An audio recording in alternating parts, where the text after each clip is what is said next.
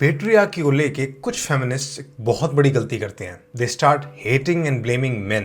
अरे तो पेट्रियार्की के लिए मेन को ब्लेम ना करे तो किसे करें? ब्लेम किसी को मत करो, रीजन समझो। क्वेश्चन है, most human societies male dominant क्यों इमर्ज हुई? उसके पीछे majorly biology and evolution based reasons हैं। ह्यूमन एवोल्यूशन में men had to compete with each other to get selected by women for sexual reproduction। इस selection pressure के कारण men evolved to be bigger, stronger, more aggressive, more risk taking, more competitive, more status seeking than women। In traits के कारण men वो काम ज्यादा करते थे या करना चाहते थे जिनसे उन सोसाइटीज में ज्यादा पावर और इन्फ्लुएंस मिलता था। For example hunting, fighting, exploring the world. Women on the other hand उनका सिग्निफिकेंट टाइम रिप्रोडक्शन और नर्सिंग और चाइल्ड रियरिंग में जाता था, which made them dependent on men for safety and resources. तो पावर मेन के पास ज्यादा थी and they were able to set the rules of the game, hence the patriarchy. Most cultures वहीं से शेप हुए हैं। हाउएवर पिछले 200-300 सालों में ह्यूमन सोसाइटीज ने इतनी प्रोग्रेस कर ली है कि अब मेन की वो ब्रूट स्ट्रेंथ की वैल्यू कम होती जा रही है। इंडस्ट्रियल एंड टेक्नोलॉजिकल रेवोल्यूशन ने सब बदल दिया। ऑल्सो सोसाइटीज में लॉ एंड ऑर्डर डेवलप होने के बाद मेन का aggression is more of a liability than benefit.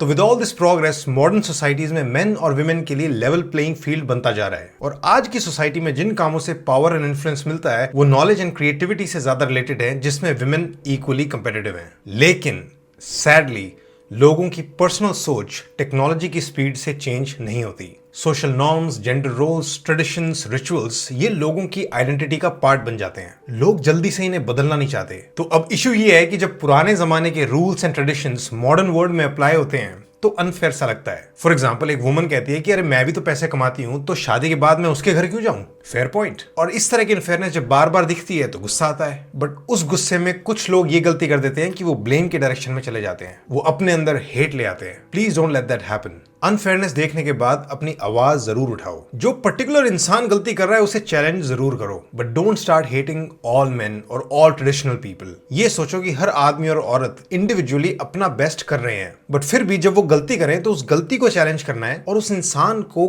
Kindness से एजुकेट करना है। मॉरल हाई ग्राउंड पे चढ़ के अपने आप को सुपीरियर फील करने में मजा तो बहुत आता है, बट उससे कल्चरल प्रोग्रेस कम डिविजन ज्यादा होता है। Hence less hate and blame, more understanding and respectful discussions.